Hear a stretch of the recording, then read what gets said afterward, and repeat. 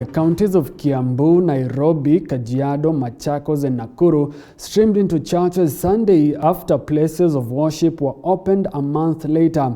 Adhering to COVID-19 protocols, faithfuls pledged to adhere to the protocols, as Mwangi Maina now reports. It was a moment of pure joy for most of Christian faithfuls from the counties of Nairobi, Kiambu, Nakuru, Kajiado and Machakos that had been termed as a disease-infested zone after stepping into places of worship 1 month since they were shut down. President Uhuru Kenyatta's Labor Day speech brought good tidings to the Christian faithful who streamed into churches for prayers and fellowship. And I'm very happy that today I could see people coming together, praising and worshiping God. That's something that is so powerful because it also releases people emotionally.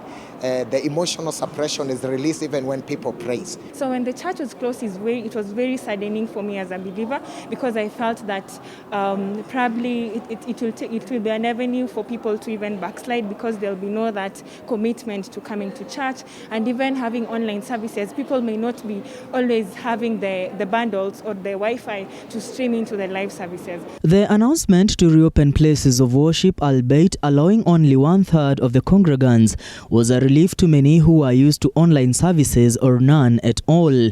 Faithful whom we spoke to said church is not only a place of prayer, but a fortress in time of distress such as the COVID-19 pandemic. Na tumebarikiwa katika ibada, imekuwa wa kusherekea sana kwa sababu wengi wetu tulikuwa tukitamani sana ya kwamba turudi kanisani. Kija kanisa kuna vile unasikia kwa moyo wako unainuliwa katikati ya yale mambo inaendelea duniani. Kanisa kuna maisha. Thanking the government for allowing the resumption of worship services, congregants and church leaders have pledged to adhere to COVID-19 containment measures to avoid a spike in infections and another possible shutdown of the economy. I want to say thank you so very much to our dear and loving President Uhuru Muigai Kenyatta, specific for the opening of the churches, because you have come also to realize that church is everything. And when you allow the worshippers to come and worship and also to pray for the nation, healing will come automatically. Tungependelea kanisa kufungwa tena.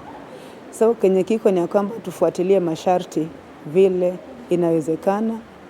Manake kwa kanisa ndio kuna uhai. Places of worship have been asked to strictly follow COVID-19 containment measures and only allow 1/3 of the congregants. After the partial reopening of the economy, which encompasses churches and other entertainment joints, President Uhuru Kenyatta has insisted that all Kenyans have to adhere to the measures stipulated by the Ministry of Health if at all Kenya is to win the war against the COVID-19 pandemic. Mwangi Maina, TV47 from Kabete, Nairobi County. Thank you, Mwangi Maina, for that.